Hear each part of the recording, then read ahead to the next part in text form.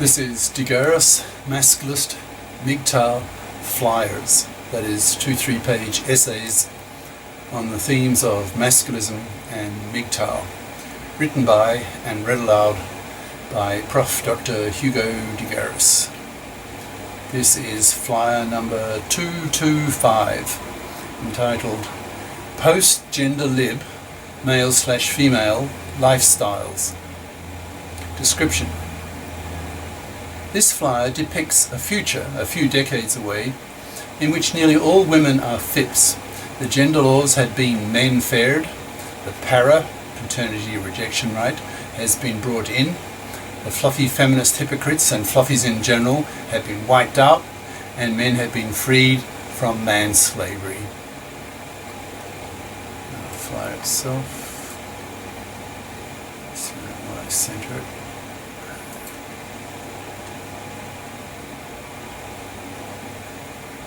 Post-Gender Lib, Male/Female Lifestyles by Prof. Dr. Hugo de GARIS. Email profhugodegaris@yahoo.com. Website profhugodegaris.wordpress.com. This flyer imagines male and female lifestyles in a post-gender liberation world, that is, in which feminism and masculism are no longer needed because both movements have more or less achieved what they set out to achieve. Women have already achieved what they set out to do in the second wave of feminism, that is, obtain equal rights for women, equal access to the professions, etc. The feminists wanted the right to reject an unwanted pregnancy, which they obtained. Unfortunately for men, women went overboard and turned their women's lib movement into a genocratic, that's rule by women, movement, achieving female privileges at the expense of men, resulting in a massive backlash and punishment of women by men who still held the financial power and were able to force women to FIP up, that is, become financially independent persons, by threatening women with manlessness and hence babylessness if women did not. At the time of writing, 2017, this male backlash is only just getting off the ground, as the broadcast media is really only this year starting to pay attention to men's issues. It will take a few more years for nearly all men and women to become familiar with masculist and MGTOW, that's men going their own way, arguments, so that they can think about them. But once men have restored the overswing of the feminazi pendulum, what will male and female lifestyles be like? Answering that question is what this flyer is about. But before attempting answers to this question, we need to get to that situation. So what needs to be done first to get there, especially from men's point of view?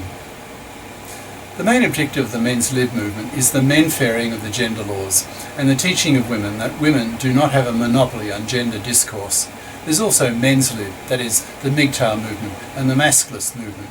Men too have their gender issues.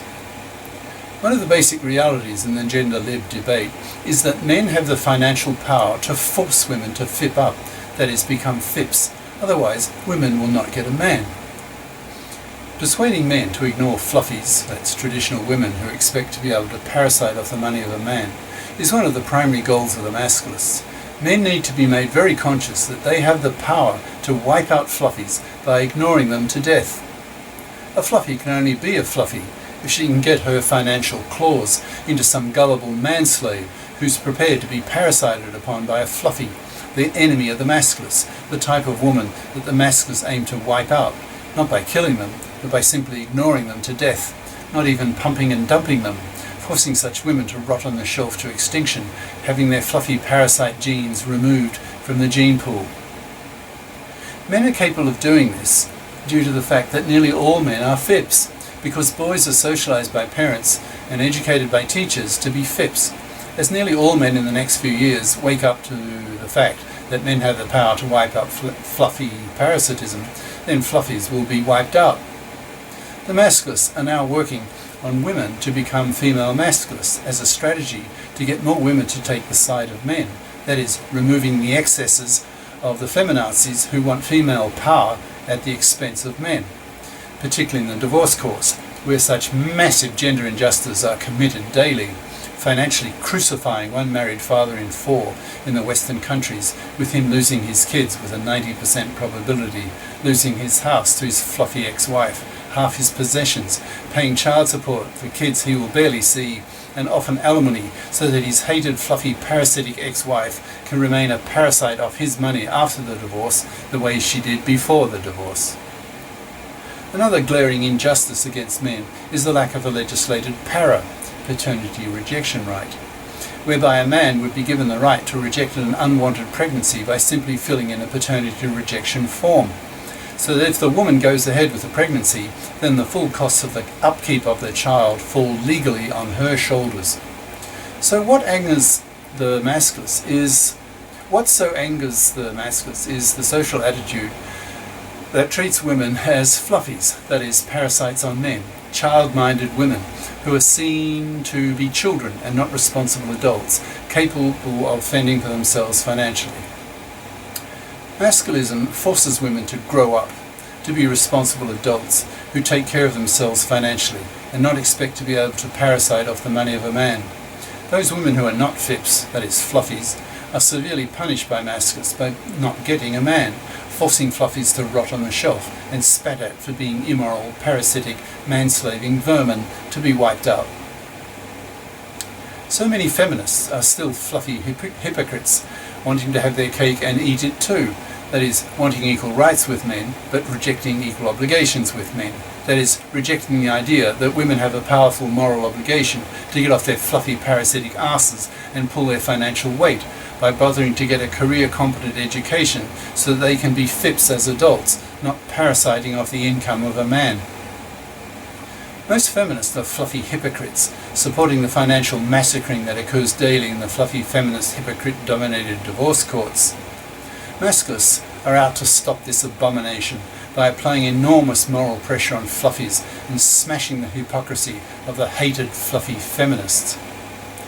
The hatred of the male victims in the divorce courts is reaching murderous levels as masculist ideas spread throughout the male population.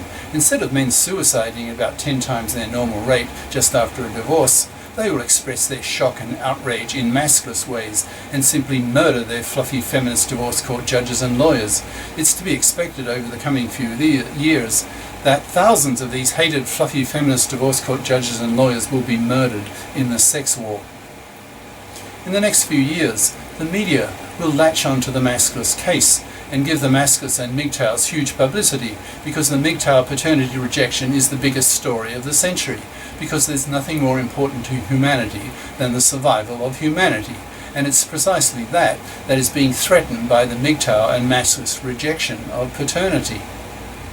The hated feminazi bitches have made divorce so toxic for males that they've made marriage toxic for males, so much so that in a string of major Western countries now, 2/3 of young men under 35 refuse to marry, refuse to have kids, and spend their money on themselves.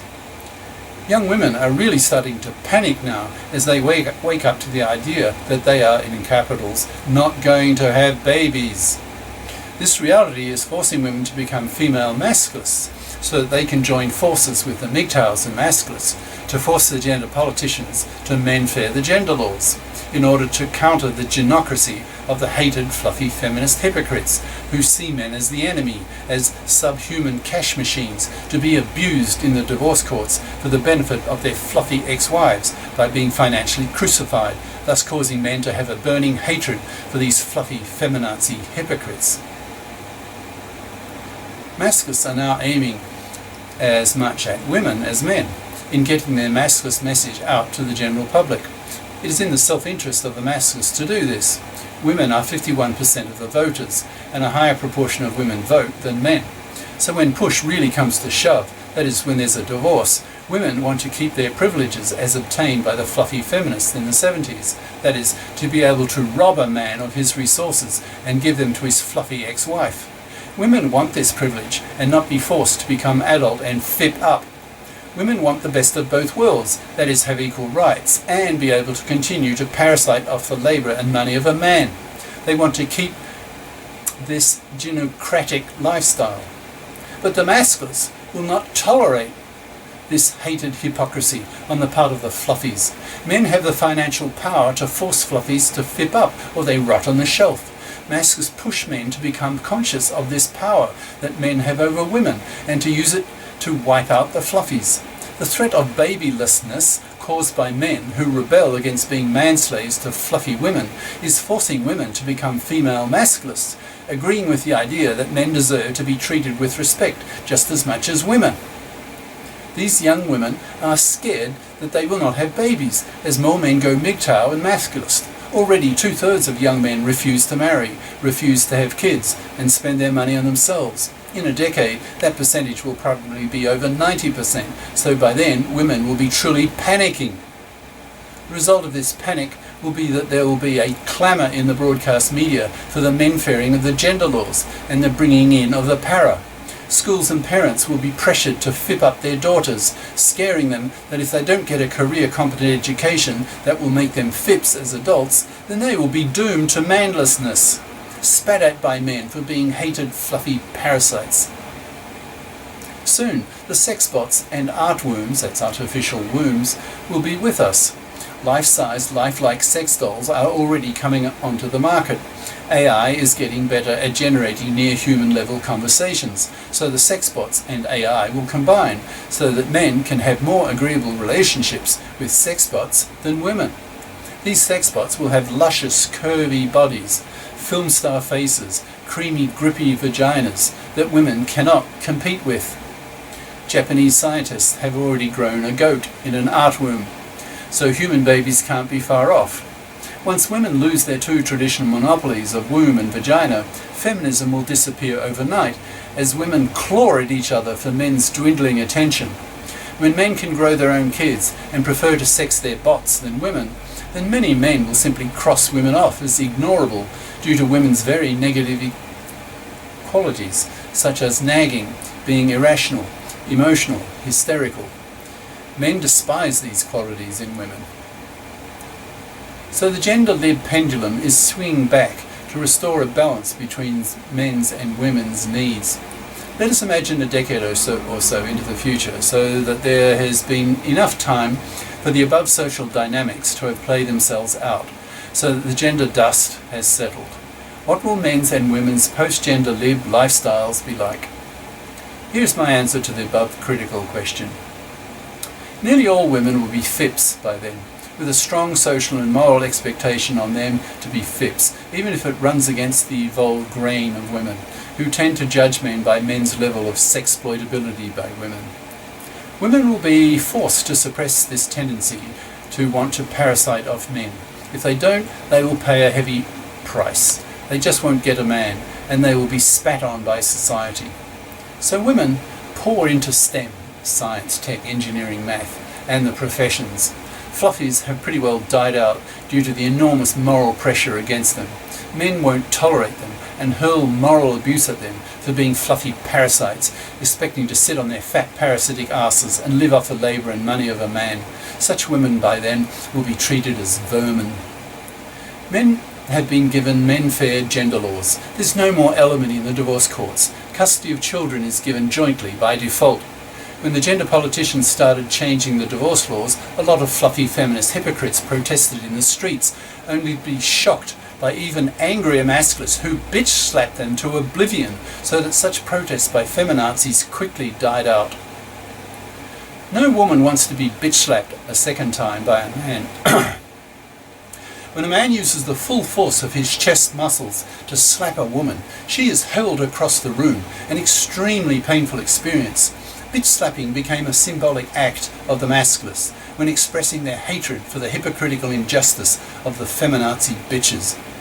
The para was brought in. Women were expected to be FIPs, so that if a woman continued a pregnancy that her boyfriend rejected, usually resulting in the breakup of the relationship, then she was capable of paying for the kid herself, because she was a FIP. The statistics on the proportion of young women and men studying math and the sciences at high schools rose steadily and equally across both sexes. A similar story occurred at colleges and universities as well. The masculists on the broadcast media put enormous pressure on women to FIP up or not get a man, using such slogans as "FIP up or be manless." No calculus, no baby. Fluffies rot on the shelf, etc. After some years, a fairly standard pattern emerged for the new conventional lifestyles of men and women. It took the following form. Both sexes became FIPs. Women all became conscious that men would not tolerate being manslaves to hated fluffy parasites, so the fluffies disappeared or went underground and hid their faces, remaining manless and poor.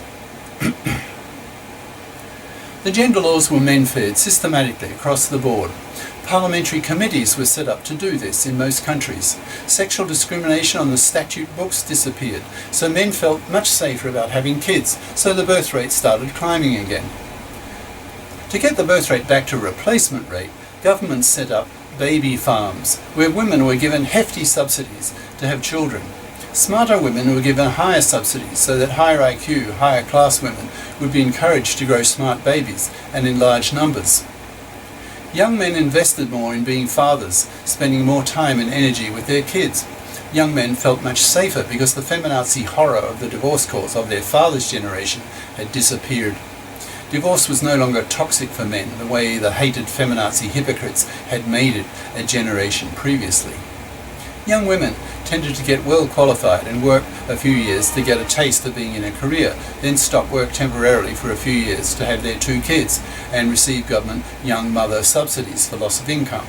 They usually had kids at about age 30 and were back at work by 35 with a nanny and 2 FIPs incomes, so they could afford it.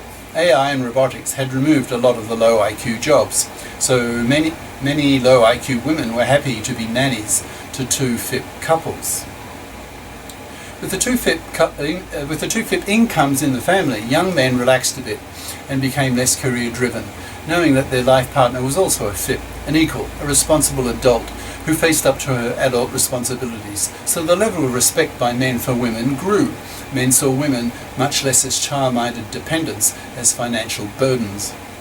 From 35 to 75, these women then worked in their careers. Once their children were off their hands at age 50, many of them with their male partners decided to earn less and semi-retire, trading income for more free time.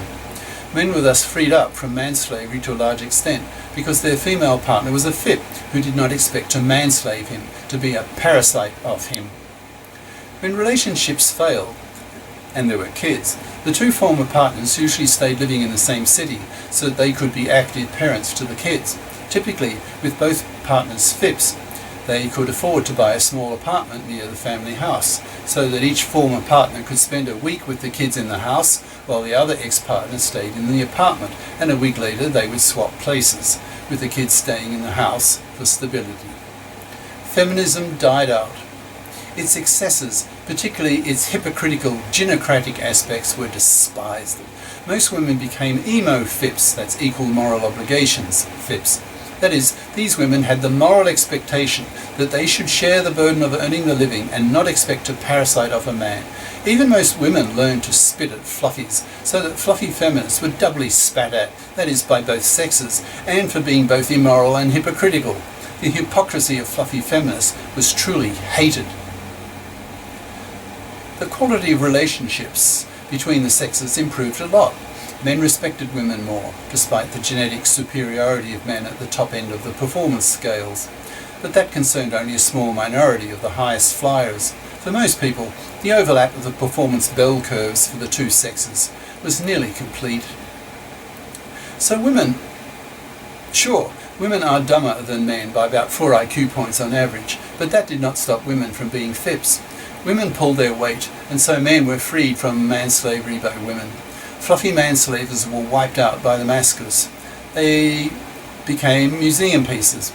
Old people would reminisce, "You remember when women were fluffy parasites?"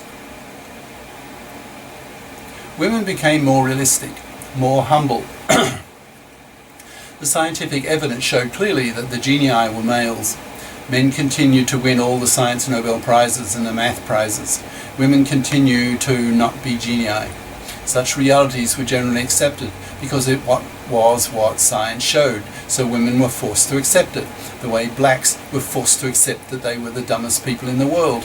Realities were realities, and it was pointless to fight against them, because to do so was to invite being accused of living in an cyanide fairyland and not be taken seriously.